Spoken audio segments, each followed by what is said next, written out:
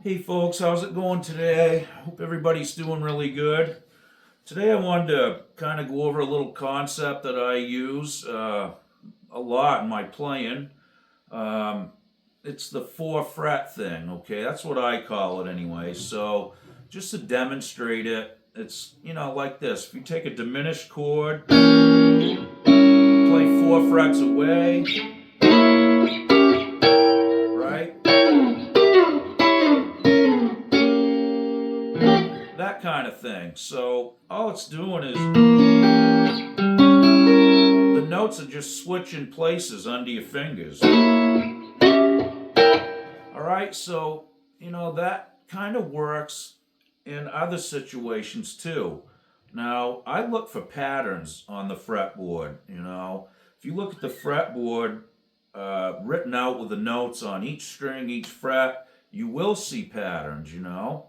And you just got to figure out what they are, and you'll see them being repeated across the fretboard as well. So I'm self-taught. I've never taken any lessons or anything like that. You guys can probably tell right away, but it's been just a battle of ignorance for me to kind of learn. It's just pick it up as you go, kind of pick stuff up off records, and that's just how it's been for me, basically. Anyways, so I'd run into these patterns and I'd start paying attention to them, stuff like this, right? So let's say, let's take, play in the key of E, let's take a just basic pentatonic thing here, right? Everybody knows that, right? Well, if I drop that down here, what I'm doing is from the 15th fret, right, to the 12th. So I'm skipping the 13th and 14th, right? So there's 2 frets in between. Now if I start on this root again, and I do the same thing, but I just go in this direction this time. So I've got 2 frets in between, right? So again, I'll drop down here, root it. I'm still taking off from the same place. I'm still playing an E, right? It's just, this is minor pentatonic. This is major pentatonic. One's kind of dark and a little mean and bluesy, and this one's kind of happy. All right, so that's how I look at this stuff. I don't think about modes or any of that bull. I know these patterns. I know if I'm situated and I call this the root, if I'm playing an E, right? I know this side of it, I can get blues and, I can get all that on that side of the root. If I want it to be happy and sound major-ish, I just go this way.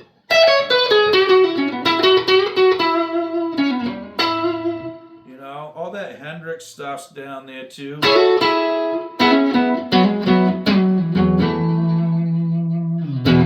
So, pretty good little thing to pay attention to. I'm just trying to drive that point across is all. So let's take another little scenario here. We started with these diminished chords here, right? So let's play a diminished line right here in this E position, okay? Now check this out.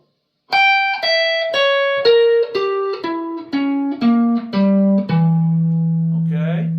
Now if I play it, I'm going to take off from the root again, but I'm going to go on this side of it.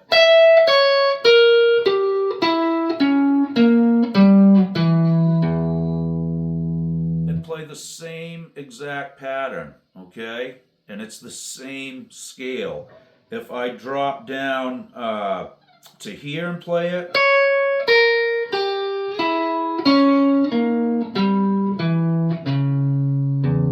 it's the same exact thing every 4 frets. So I kind of laugh when I see these guys. They post videos and it's master the fretboard in one video. Right. Well, there's little tricks like this that will help you master the fretboard by practicing these things, and pretty soon you're going to see these patterns, okay? And when you are playing solo guitar, those are like landing points, you know what I mean? That's just kind of how I approach it, and that's basically how I have lived on guitar my whole career, is just by patterns. I mean, I do know the Nashville number system and all that. You really need to know that just so you can communicate with people in a band situation, and so they know what you're talking about, and you don't have to just say play this chord. What's that chord? I don't know. It's this one. That's how I started in bands. Literally, that is how it went. I honestly I don't remember anybody knowing any theory at all growing up in bands, and we were playing 40 cover songs within a month. It was just memorization, wearing out records, all that stuff. We weren't playing super tough songs, but they weren't easy either. It was rock and roll and classic rock of the day. So anyway, that's just something to keep in mind, is those little patterns right there, like I said.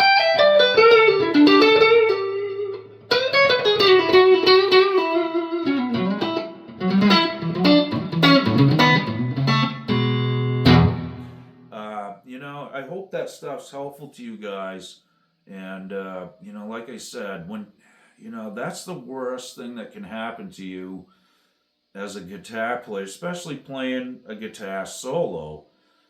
If the first section of it goes real great and you nail it, and then all of a sudden you just draw a blank. It happens. I mean, we've all been there. When you lose concentration or you're not totally focused sometimes and really feeling what's going on, you can train wreck it pretty quick. So at least I can.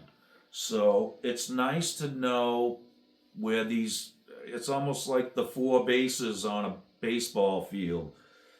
I need to know where there's a few bases that I can, if I'm taking a big leap out on a limb and the limb breaks, I need to land on one of those bases. You know what I mean? So that's just stuff to think about, Same, it goes all over the fretboard. You see it playing an A?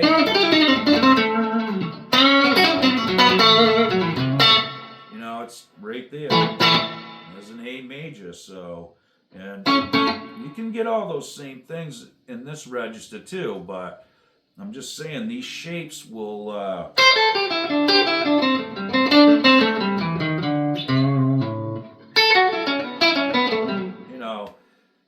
you can break that up into any type of groupings you want, major, minor, groups of 3s, 4s, 5s, whatever you want to do. Experiment with that stuff. And you're going to find some nice voicings in there. And, like I said, if I'm right in the heat of battle, and, sometimes songs will change. It may go from a minor feel to a major feel in the chorus, and you got to know what to do,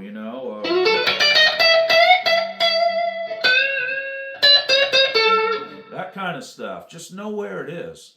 You don't have to know a ton of it, and you don't have to play it lightning fast. Just be tasty with it is really the most important thing. Nobody really wants anything overplayed, especially if you're playing somebody's tune, or, in a studio or something. You gotta be pretty reserved sometimes, and just be tasty, and that stuff can help you out a lot. I know it's helped me out a ton. Like I said, that's kind of how I lived for a long time, and I still do. Just major and minor, pentatonics. You can navigate through most any country and rock music like that for the most part, really. Blues, obviously. Same thing with blues, though, you know. Sometimes it's going to be an upbeat instead of. It's just two different flavors, that's all it is. And, you know, you need to be able to adapt to what's going on. If the singer's singing a nice major kind of melody, you may want to drop down in the major part of town. Or sometimes playing the minor stuff over it can be a cool little rub, you know. You just got to be able to turn it on and off at will. But that can get you out of a lot of jams. I'm just saying. That's why I wanted to share this lesson. It's kind of a neat little thing to just kind of remember always. And you know, that can work with major and minor, like I said. You can even do it with scales and licks. You know, it's just going to change the flavor and the feel a little bit. You know, light or dark. It's just kind of that thing. So if you think about it like that, it really simplifies a lot of stuff. If you're just playing rock and country, that really simplifies a lot of stuff, because honestly, that's where you have to kind of live, really, you know. So again, folks, I hope this lesson helps, and you know, like I said, just kind of work back and forth between them. Try to play some of the same licks that you would play in a minor pentatonic or a blues, and drop them down.